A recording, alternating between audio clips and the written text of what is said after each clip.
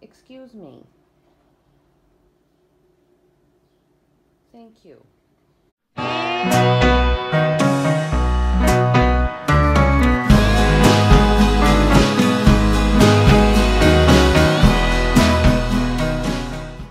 Hello, my friends. So I have a little bit of a porch garden update for you guys today. We're going to do a little bit of repotting of these lettuce starts and some onions, and then I'm also going to unbox a plant that I received in the mail while I was filming this, and you know, just catch you up in general how things are going.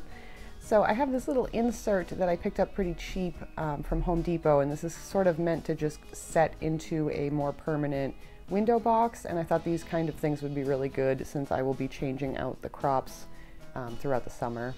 So I'm just squeezing and popping out these little lettuce starts, and I did not thin these out, so I will be separating multiple lettuce plants from each little section of that tray.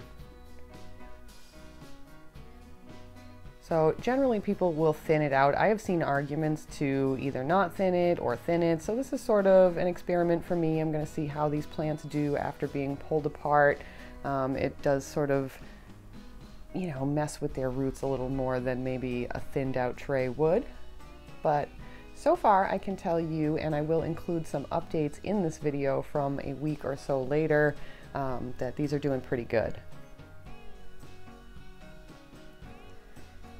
So to plant these, I'm just making a big hole in some already dampened soil, and this is a outdoor raised garden bed soil, and I've sort of amended it with more perlite. It didn't have quite as much in there as I thought would be necessary because I knew it's going to rain a lot over the next couple of months. So I've spaced each lettuce plant about 3 or 4 inches apart, just to give them a little bit of space to breathe and grow. I used to do lettuce boxes like this when I first moved here about 5 or 6 summers ago now, and I used to garden out in the yard, but unfortunately with the dogs downstairs and just the general adversity of gardening in this yard, I'm sticking to the porch this year. So here's my nasturtiums. They are even bigger now after all the rain we've had. And then over here is the greenhouse. I picked this up from Ocean State Job Lot. I think I paid $10 for it when it was on sale. You can get them definitely for 20 bucks, but I have been using those to harden off my seedlings and also protect them. This precariously attached flower box needs to come down this year. I just threw my extra sad looking nasturtiums in there to see if they would last. And I put the rest of them in that pot there, so I should have plenty of nasturtiums, and I can't wait to see the blooms. I love them. So I picked these herbs up at a farm stand, and then I looked at the tag and figured out that they were Miracle-Gro. So yay, probably getting poisoned, but whatever, we're gonna let them grow and see how things go, treat them organically from here on out. I had some thyme and some oregano.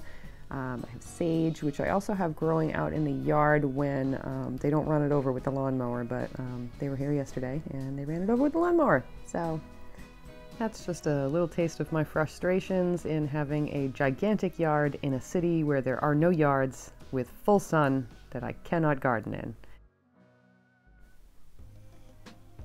So here is my current potting mixture that I'm using for my indoor plants, and this is the green tree cocoa and perlite mix, and I'm amending it with worm castings. And you can use lots of worm castings. They do not hurt plants. They're not going to burn your plants. This is just a great thing to add into your houseplant soil. I started doing this after I watched a Plantarina video, which I will try to remember to link below on her soil mix. If I forget to link it, you can probably just search it. It's a great video, and that is basically the ratio that I have been using, and I have found it to be a really excellent mix. It's not holding too much moisture, and it's also not drying out super fast, so I'm just using that here so that I can keep these lettuce starts that I'm up potting in the house for another week or two. And P.S. I cannot stand these dollar store plastic pots. They're so handy to have around, but why? What black magic is holding them together? So while I was recording this little update, I got some plant mail, and this came from Steve's Leaves, which is fast becoming my favorite place to order from.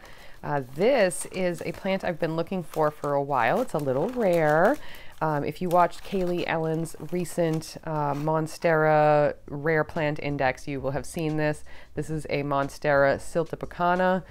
It's the one that was a little less impressive in mature form, but really beautiful in its juvenile form. As you can see, it's like dragon scales. It's just beautiful. I love this plant so much, and it's already grown quite a bit since I repotted it and got it in its home by my bed. It's just looking happy and cute, and I love it so very much. It was $35, I think, and it came to me pretty quickly, and it was in perfect condition, so I'm really happy with that order.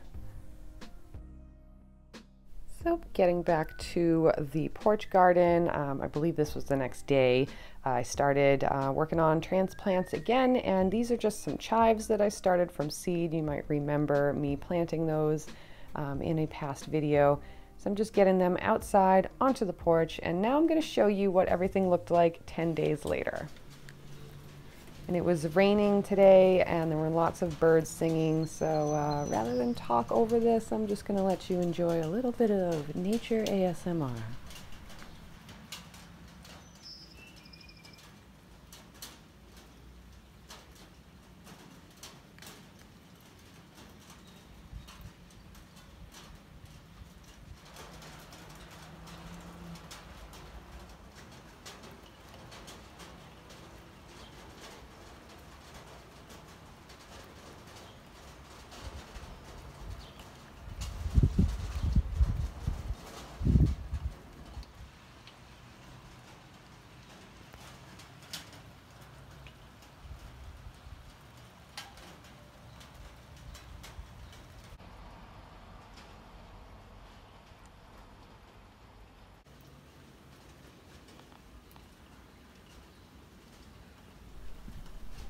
Do live on a noisy street, but there are lots of birds because we have some of the few trees in the neighborhood. You can see how much the catnip especially has grown over the last week, and it's even bigger now in just a couple of days since I filmed this. But all of the herbs are doing well. They've definitely all put on some new growth. I haven't really had to water because, again, it's been raining, and these pots have a small reservoir at the bottom. I've been keeping an eye on that because I don't always trust those things. But the chives have rooted really well. You can tug on them already, and they're already hanging in there. And as you can see, the cilantro has gotten bigger and perked up a little bit. I think it took a bit of a heat beating the day that I put it out, so it's recovering nicely. And the dill is as well. I was a little worried because it was chilly out, and it's hanging in there. So pretty happy with how everything is looking right now. This is a small little start, and it's going to get a lot neater and prettier as the spring goes on, but right now, very happy. So here's just a quick peek at the indoor seedlings. As you can see, some of the tomatoes are having a hard time.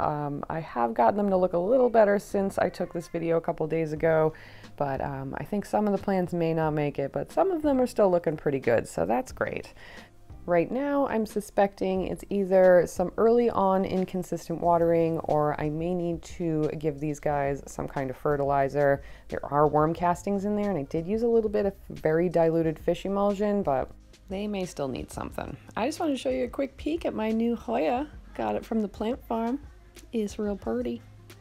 And huge thank you to you guys for pushing me over 2,000. I switched formats a little while ago, and I lost a ton of subscribers, so this has been a long time coming.